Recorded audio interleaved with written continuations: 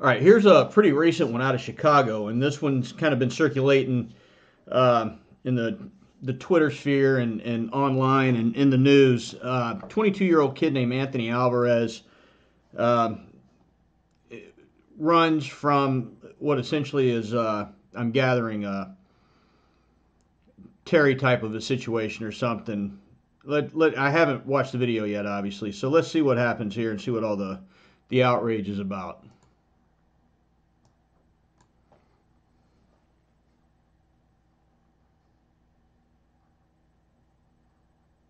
Oh, and here we go.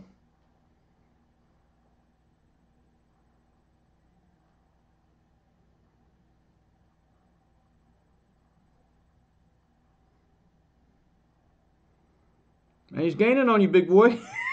Ha! Get him. Somebody got some cardio.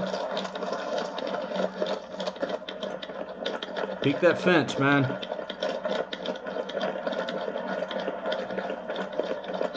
drop the gun! Drop the gun!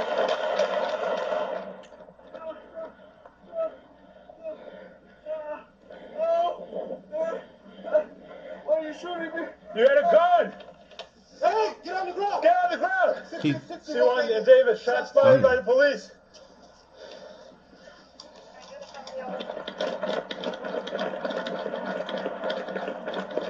Hey, drop the gun! Drop the gun!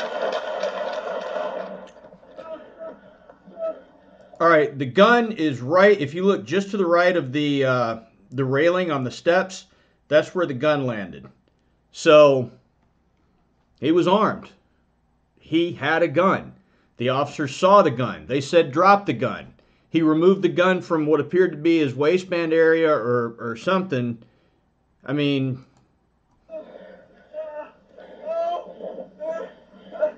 Why are you shooting me?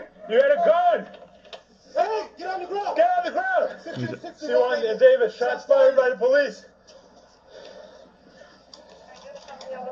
1661 David, shots fired by the police. Cuff him, cuff him. Clear. okay. A couple of things. One, try not to take your eyes off. At least one of you keep your eyes on the bad guy, even if he's down. I would think. I mean, homeboy's here using his phone, probably texting somebody that he got shot, and then your backup unit or I don't know which ones cover contact, but one of you just ran off. I don't know why. Maybe there's something else going on down the street that needed his attention, but at one point you can see both of these officers have their backs turned to him. Why are you shooting me? You had a gun! Hey, get on the ground! Get on the ground! C1 David, shots fired by the police. All right, you can see clearly at one point both officers had their back.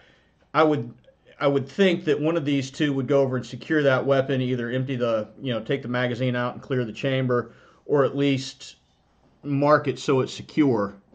I don't know that you just want that thing laying around out there. 1661 David, shots fired by the police. Cuff him, cuff him.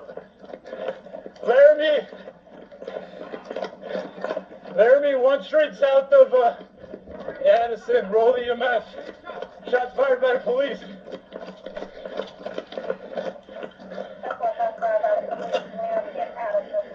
Cuff him, cuff him. No, I'm gonna give him aid. I'm gonna run the raid. I'm gonna run the raid. 1661 David, I'm ready. Sam, get down, stand down. The gun is right there. All right, so this is vastly different than when the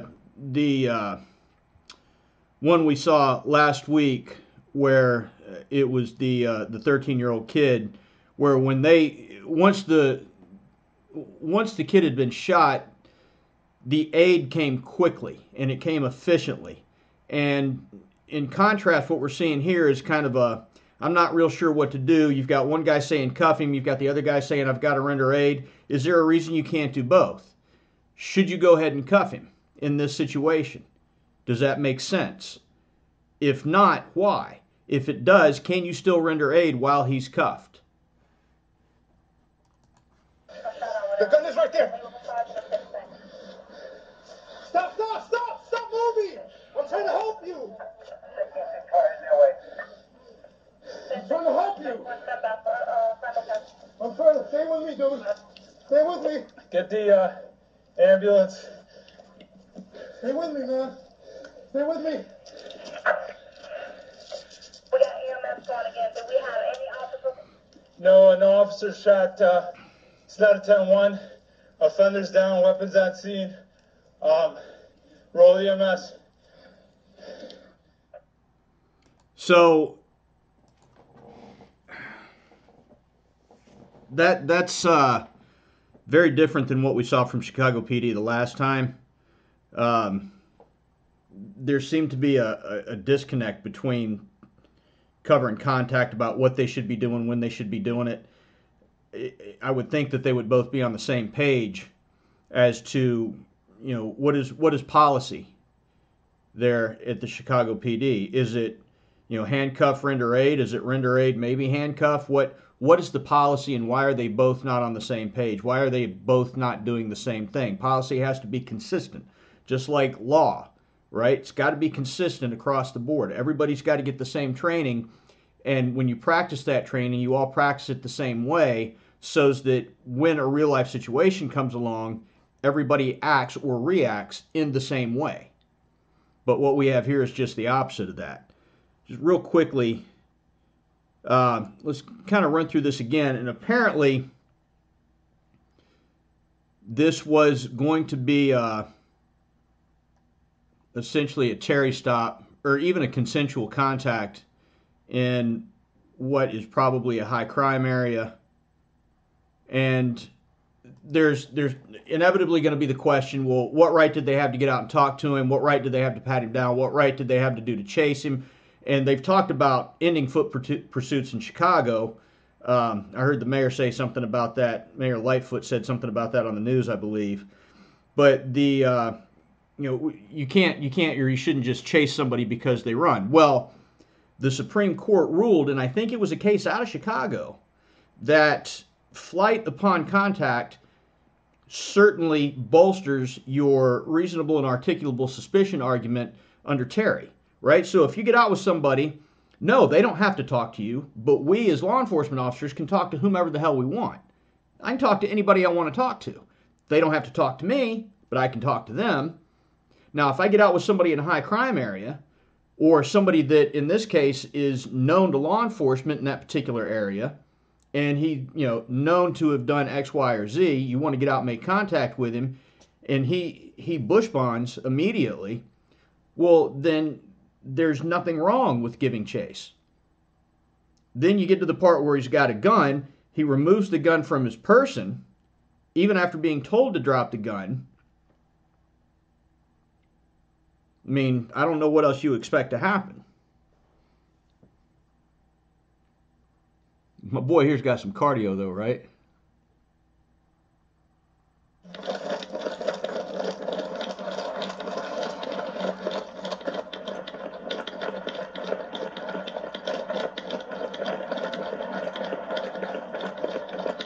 drop the gun! Drop the gun!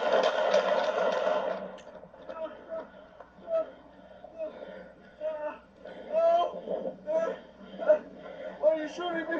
You had a gun! Hey, get on the ground! Get on the ground! 1660. All right, remember we've talked about conflicting commands. These aren't necessarily conflicting commands, but they're saying get on the ground because that's just what you say, or show me your hands because that's just what you say, but in this case he's already on the ground. So, David, shots fired by the police. both of them talking on the radio at the same time saying the same thing. There's the gun right there to the left. Slips, falls, slips, falls. Hey, drop the gun! Drop the gun!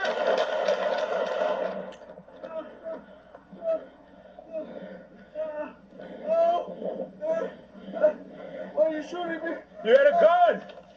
Hey, get on the ground! Get on the ground! 1660. David, shots fired by the police. 1661 David, shots fired by the police. I wish I knew where that other guy was going. Come from. Laramie. So again, why not go ahead and handcuff the guy and then render aid? But screaming at him, "I'm trying to help you, dude," while you don't help him, you know? I don't know. I think that there's a disparity in training here that it's hard to overcome. You fall back on your lowest level of training, and if your lowest level of training is no training or minimal training, then you're going to get minimal performance. And that's what we have here, is minimal performance. Laramie, 1 straight south of Addison, roll the EMF. Shots fired by the police. Man, it's crazy how programmed. I mean, this kid's shot. He's bleeding out. I mean, we're watching him die, and his focus is to use his phone. That's his self-preservation. That's his body going into self-preservation mode by using the phone. They give us tiny screens.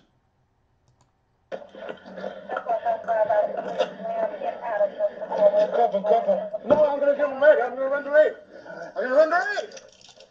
6061 David, I'm rendering aid. Sam, get down, send ya. The gun is right there. The gun is right there. So let's get it secured. Stop moving. I'm trying to help you. I'm trying to help you. I'm trying to stay with me, dude. Stay with me. Get the ambulance.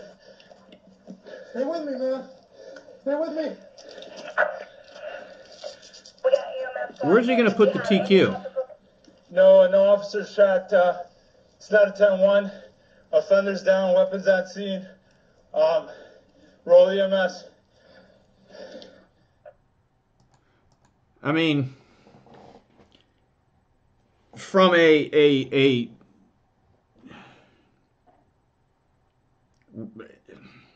technical standpoint, I guess, if you're getting out to conduct a field interview, or if you're getting out to conduct a Terry stop, you're getting out to conduct consensual contact. As to what happened here, the guy takes off. They're justified in chasing him. He had a gun. He displayed the gun. The officer saw the gun. They recognized the gun. They told him to drop the gun. And he got shot. Would a reasonable officer have perceived a threat? And that's the question. A reasonable officer would have perceived a threat of grievous bodily harm or death. So I understand that the suspect here passed away, and that the officer that fired is on admin leave, which, of course, until this thing gets sorted out. But there it is, man. If you guys saw anything I missed, drop it in the comments section down below. We'd appreciate you subbing to the channel. And as always, if you can't be good at it. We'll see you next time. You guys be safe.